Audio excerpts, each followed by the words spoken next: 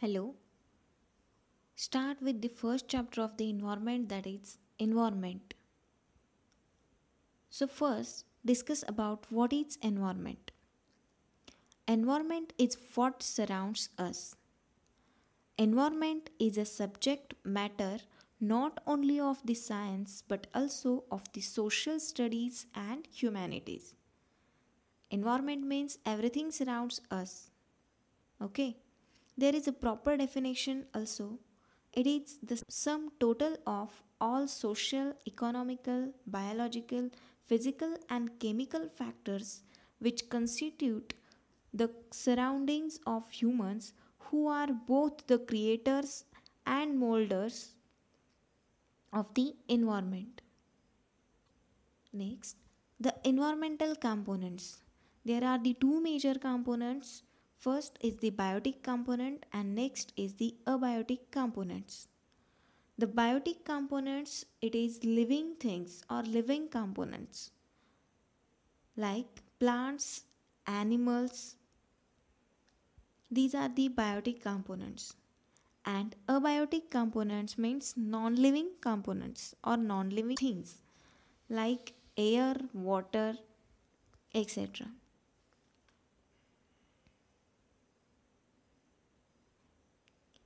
Next, we see the segments of the environment.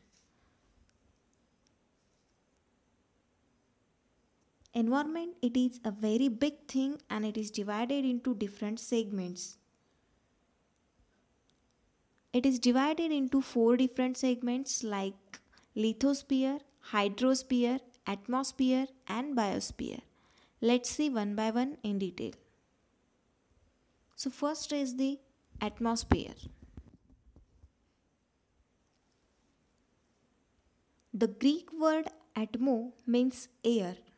The atmosphere is the body of air which surrounds our planet. Means the atmosphere related to the air.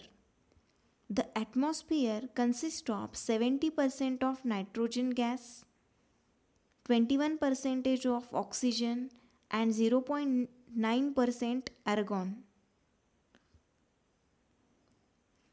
These gases consist with the air, so atmosphere means the air. Next is the hydrosphere. The Greek word hydro means water. The hydrosphere consists of all the water bodies on or below the surface of the earth. It includes the oceans, seas, rivers, lakes, and ice of atmospheric water, etc. The oceans and seas occupies 71% of surface of the water. Hydrosphere, it is related to the water bodies.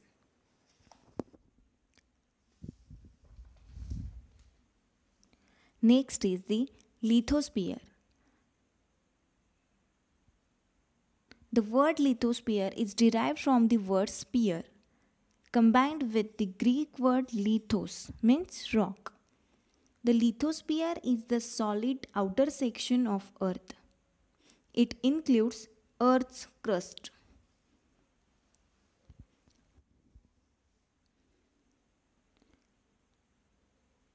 Next is the biosphere. The biosphere is the life supporting spectrum of earth's surface. It is a global ecosystem composed of living organisms, that is biotic components, and the abiotic means non-living components from which they derive energy and nutrients. All the four spheres interact and interlink with each other, nourish each other, and are dependent on each other. These are the four different segments of the environment.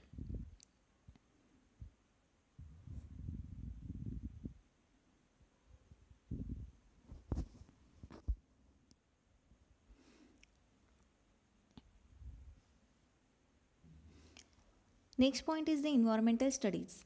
In that we considered the four different parts like program under environmental studies, multidisciplinary nature of environmental studies, scope of the environmental studies, and next is the importance of environmental studies. First, program under environmental studies. In that, we consider the three different programs like environmental studies, environmental science, and environmental engineering. So, first is the environmental studies. It is a broad interdisciplinary field of study which studies the interaction of human being with the environment. Next is the environmental science. It is basic science behind the environmental progress. It is the basic science behind the environmental process. It can be physical and it can be biological science. Next is the environmental engineering. It is the application of science and engineering principles to improve the quality of environment to provide healthy living conditions. These are the different programs of the environmental studies. Next is the multidisciplinary nature of environmental studies. As the environmental science consists of a lot of field of environment which can be related to any other branch of the science. That's why it is multidisciplinary subject. And so we need the study of these subjects.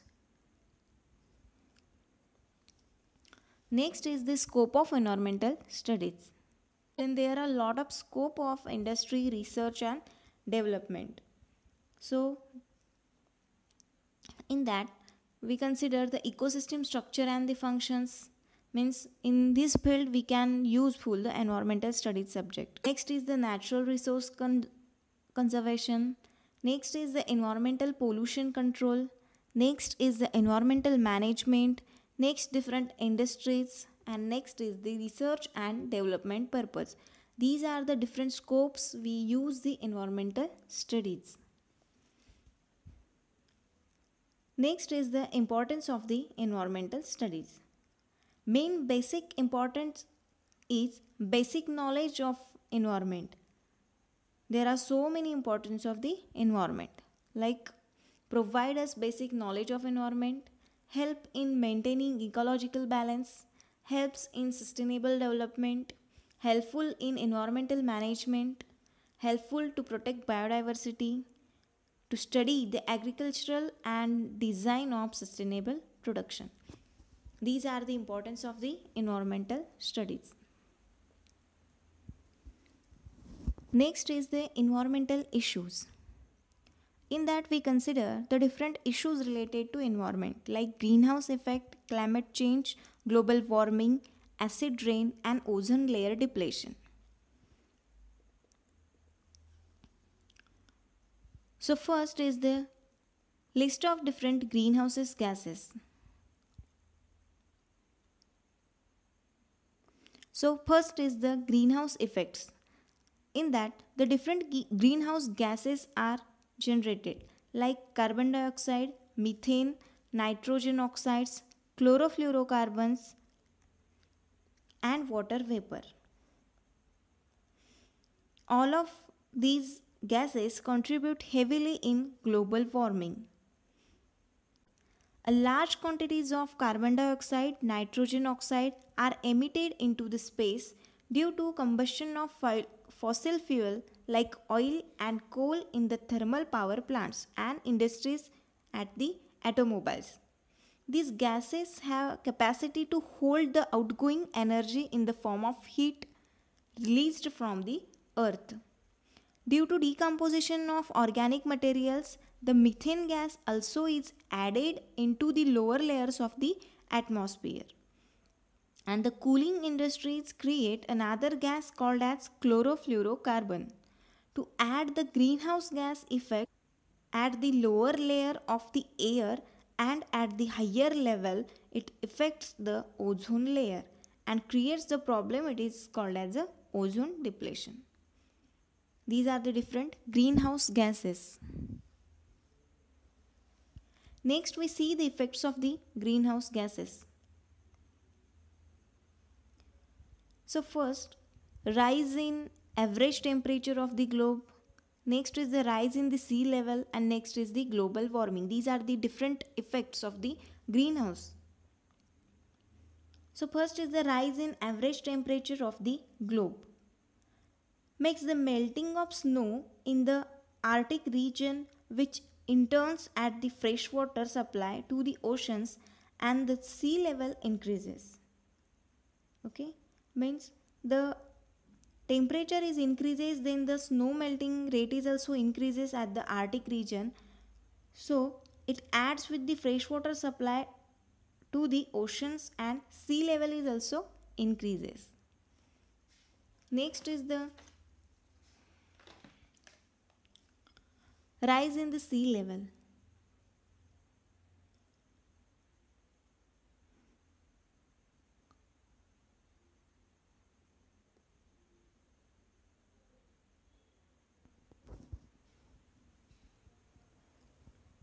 Effects of the greenhouse. There are the three effects of the greenhouse. First, rise in the average temperature of the globe, rise in the sea level, and global warming. The melting of snow in the Arctic region, which in turns as melting of snow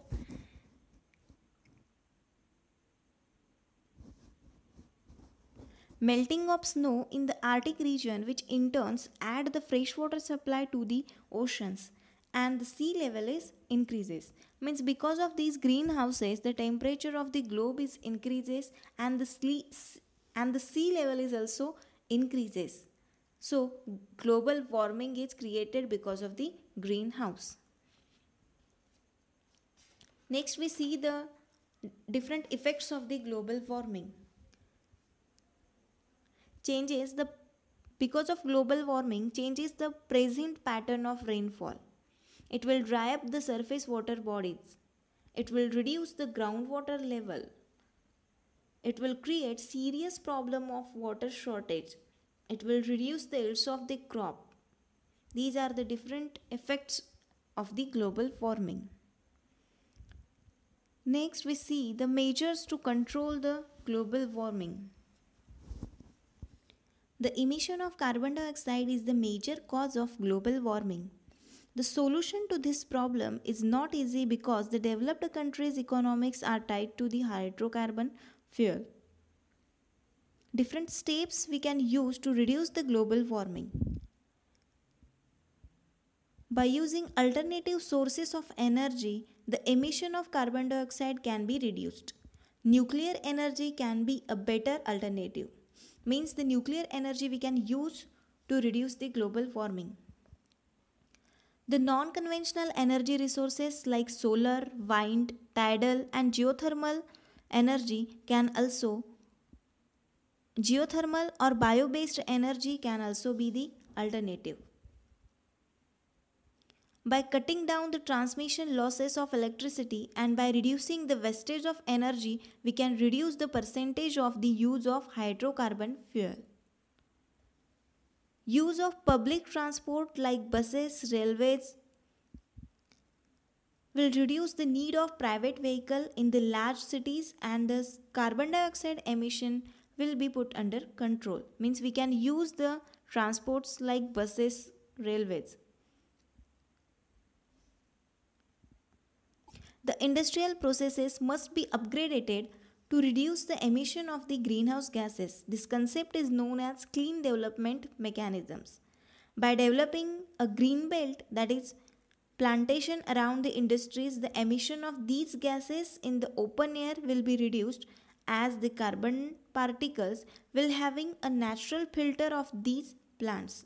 The plants also plays a major role in keeping the thermal balance of the Earth's surface.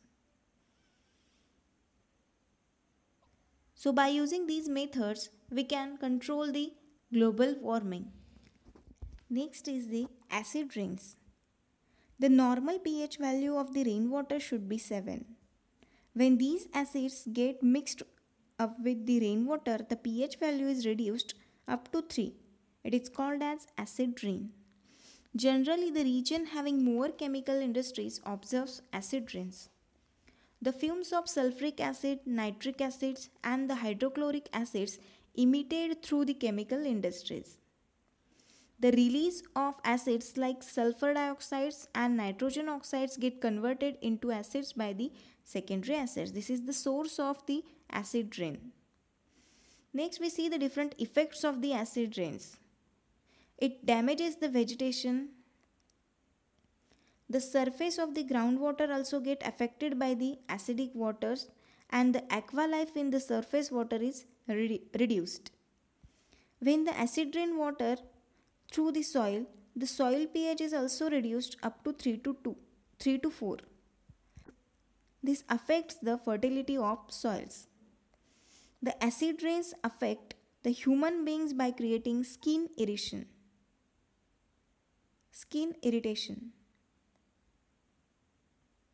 These are the different effects of the acid rains. Next, we see the measures to control the acid rains. Means by using different methods we control the acid rain. So by using the equipment at the sources which can reduce the emission of sulfur dioxide from the industries.